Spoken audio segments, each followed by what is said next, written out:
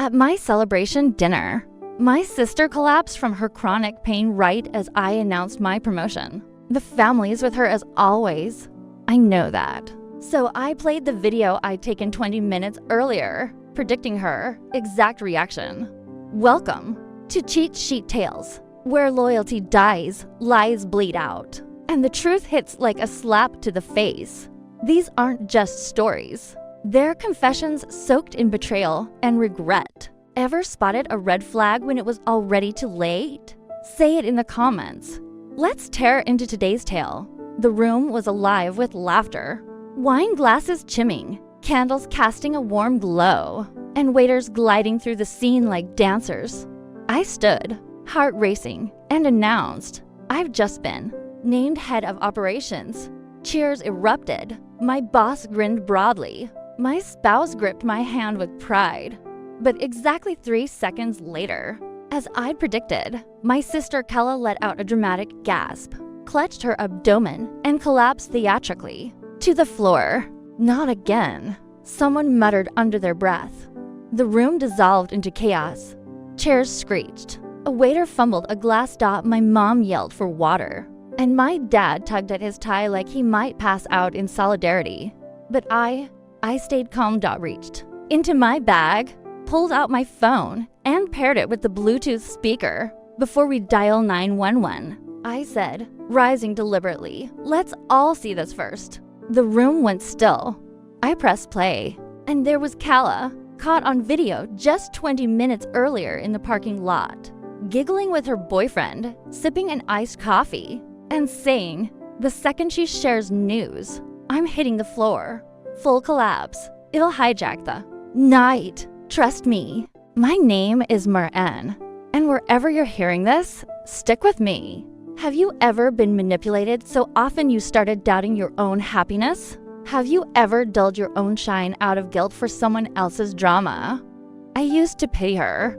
Her mystery condition got the attention. The crises that only flared up when I was on top dot, but no more. This time, I came armed with proof.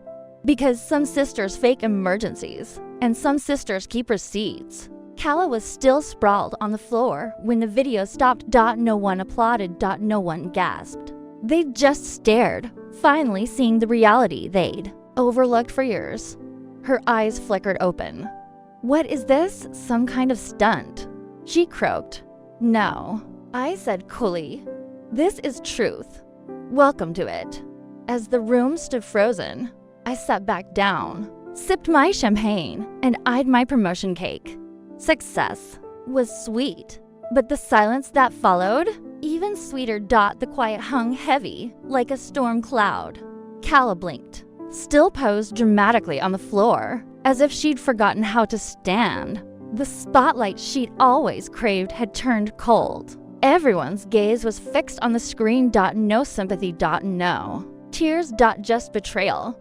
The video had ended moments ago, but its impact lingered, louder than any outburst she could muster. She sat up slowly, smoothing her chic blouse, as if brushing off a speck of dust, her voice shaky.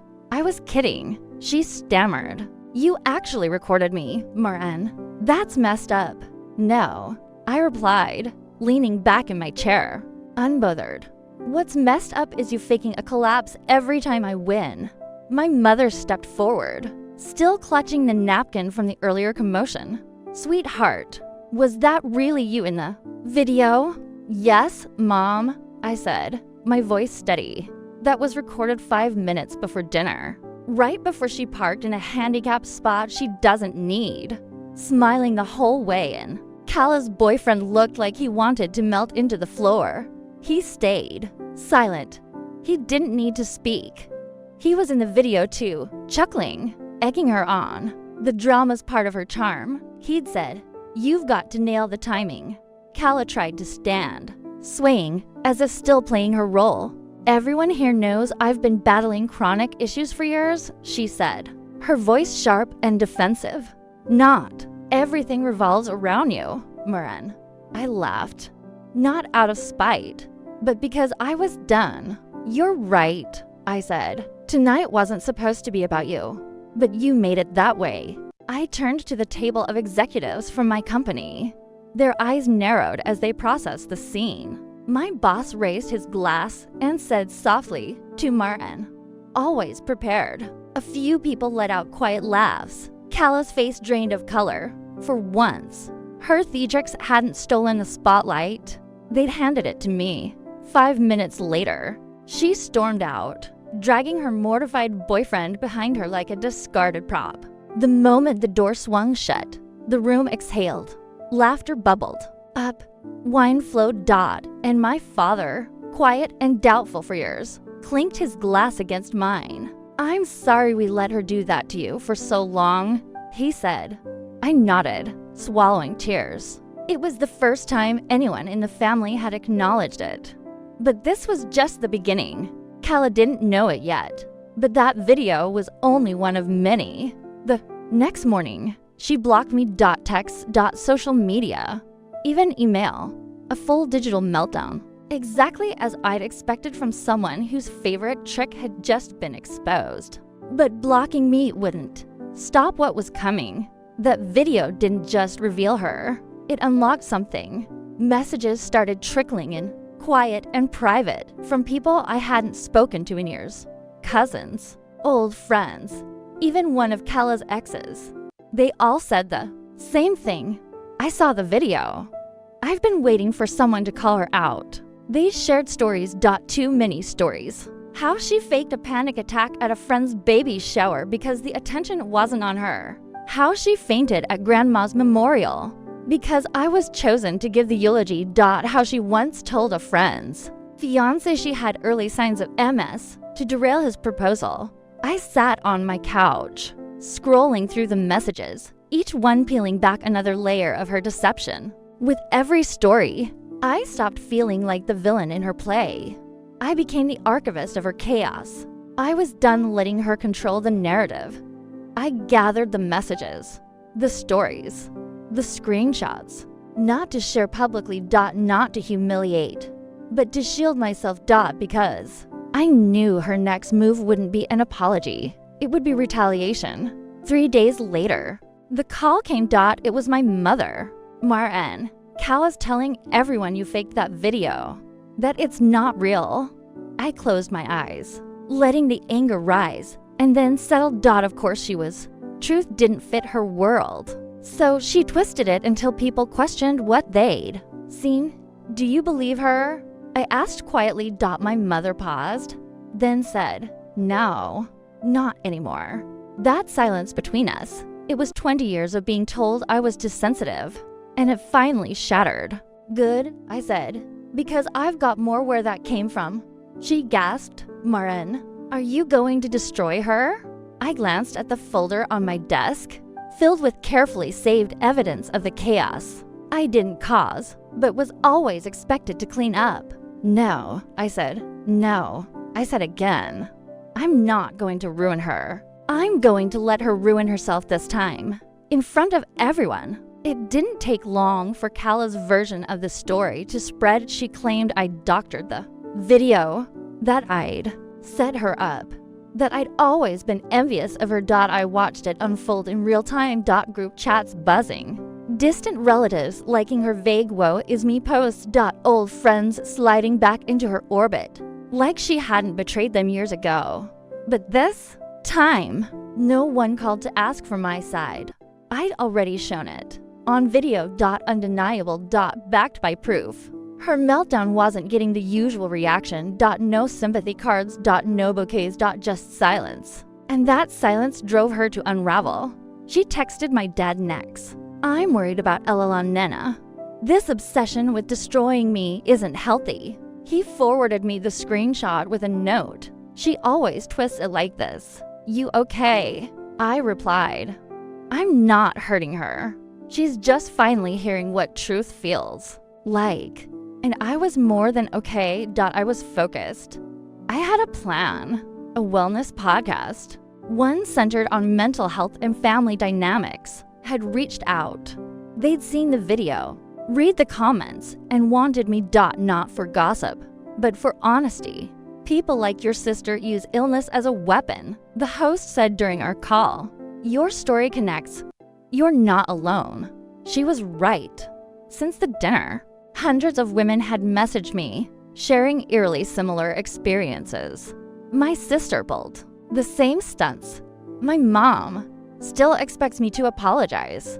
I thought I was losing my mind. So I agreed to the podcast. When the episode aired, I laid it all bare.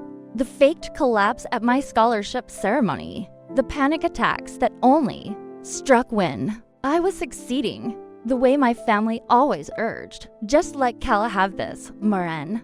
Don't cause a scene. But this time, I caused a scene. Not with shouting or vengeance, but with truth. At the end of the episode, the host asked, "What would you say to your sister if she were listening right now?" I paused, then said, "I don't need you to change. I just need you to know I won't suffer in silence for you anymore." That clip went viral, and when it did, Kala stopped playing the victim. The internet doesn't forget, and neither do younger sisters who've learned to carry evidence instead of bitterness. I knew she'd confront me eventually. When she did, it wasn't with an apology, it was with rage.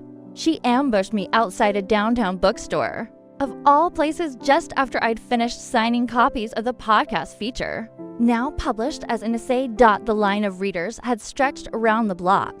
Kala waited until the last person left. Maren, she hissed, sunglasses on despite the cloudy sky. "You need to stop this." I looked at her, really looked. She was coming apart. Her hair was pulled to tight, her lipstick uneven, her designer bag dangling off her arm like a costume that no longer fit. "I haven't mentioned your name once," I said. "You're the one confirming it's about you. Don't act innocent." She snapped. "You humiliated me in front of our entire family." "No," I said, crossing my arms. "You humiliated yourself. I just showed the proof." She stepped closer, her voice low and venomous. "You think you're some kind of hero now, just because you got lucky with a video." "Not lucky," I said, my voice steady, prepared. She scoffed. "You've always been so obsessed with being in control. You think this makes you strong?" I took a deep breath and said the words I never thought I'd say. "No," I said, voice steady. "I don't want power over you, Kala. I just don't want to live in your shadow anymore." She blinked, her mouth frozen. For once, this wasn't about the video, the dinner, or the podcast. It was about finally voicing what I'd buried for years. Her chaos wasn't my burden. Her pain wasn't a blank check to erase mine. And I could love her from a distance she couldn't reach. "You've torn our family apart," she whispered. "No," I replied. "I just stopped letting you tear me apart." She had no response. She turned and walked away. And for the first time, I didn't follow. Healing isn't a grand speech. It's a boundary. And mine was finally set in stone. That night, I tucked my phone into a drawer, lit a candle, and sipped tea. No recordings. No proof. No audience. Just peace. The kind that doesn't need validation. My story wasn't about exposing Kala anymore. It was about reclaiming Maren. My mother called next. Her voice strained, rehearsed. "Maren," she said, "can we talk? Just us?" I almost didn't answer, but the part of me still hoping to be seen, the child in me picked up. She didn't mince words. "Your sister's struggling. She hasn't left the house. She feels attacked." I closed my eyes, counted to 3. "Mom," she was hit by her own arrow. She sighed, as if this were a game. "You've made your point. Do you want to lose your family over this?" There it was. Not "I'm sorry we let her steal your moments." Not "I wish we'd protected your happiness." But the usual, "Your boundaries are the problem." I leaned back, staring at the ceiling. "Do you think I want to lose my family?" I asked. "Do you know how many times I dimmed my own light to keep this fragile thing patched together?" "Maren, it's not that simple." "Yes, Mom, it is." Every time I had a victory, Kala found a way to collapse into it. Every time. And you all told me to understand, to share, to be patient. I paused. Did you ever once tell her to stop? Silence. I kept going. She's not the victim here. She just hates that I stopped playing her understudy in her one-woman show more. Silence. Then quietly, she said, she doesn't know who you are anymore. I smiled. Good. That means I finally changed. For the first time, I wasn't begging to be heard. I was letting them sit in their own echo chamber and figure it out. We ended the call civilly. But that night, my cousin sent me a screenshot of a family group chat I'd never been part of. Calla had left it. My mother had gone quiet. Someone wrote, honestly, Martin was right. 3 words. Nothing dramatic. But they hit harder than any spotlight. I closed the message and sat with it. Not in victory. But in truth, I wasn't trying to destroy Calla. I just stopped letting her destroy me. It happened quietly. On a Wednesday, I was leaving a community center after speaking on a panel about emotional boundary schwinn. I found a note tucked under my windshield. Folded neatly. No name. Just one sentence. I'm sorry I don't know who I am without being the one who hurts you. I knew the handwriting. Calla's wild, looping scrawl. Beautiful and frantic just like her. I stared at it. Not with anger, but with the calm that comes when the storm finally runs out of wreckage to hurl. It wasn't a trap. It was a confession. She'd built her identity on overshadowing mine, crumbling when I soared, mourning when I thrived, suffocating me with 1,000 small crises no one dared question. Now, with my boundaries drawn, she had nothing left to pull from. I didn't text her. I didn't post the note. I didn't even tell my mother. I folded it, slipped it into my desk drawer beside old family photos I'd once kept out of guilt, and moved on. That night, I sat with my daughter on the couch, helping her rehearse a school speech. What's it about? I asked. Standing up for yourself, she said, even if it makes people uneasy. I smiled. That's powerful. She grinned. I learned it from you.